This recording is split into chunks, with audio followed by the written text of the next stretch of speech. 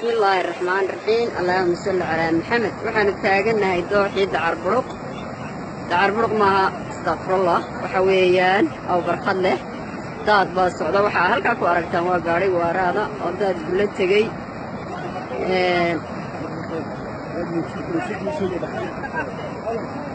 marka ilaahay ha uu khayasiro qofkaasi dadkii saarnaa haddii ay dhinteen allah ha u naxariisto hadday nool yihiinna ilaahay ha ka soo sabata saaro marka xaaladdu waa sidaas u soo duceeya in ilaahay isagaa qaadirahe soo badbaadiyo dadkaas waxa weeyaan dee masiibo xagga rabbi ka timi iyo caqli xumo dadkeenna ka timi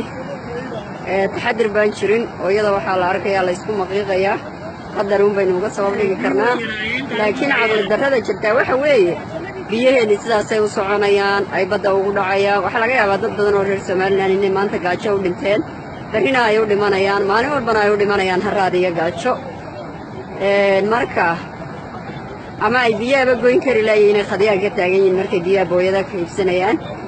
marka waa ayaan darro ilaahay caqliga iyo cilmigaba haynoo barakeeyo oo ilaahay xaqa hayna tuso oo dalkeenna ka manaafacaadsigiisa hayna tuso balse anigu waxaan idin leeyahay geesiyada dalkayga gaboon gudan xilkoodii iyo dooxyadan guntooda biyaha loogu gelayaayo hadday garow fashaan midhaha way guran lahaayeene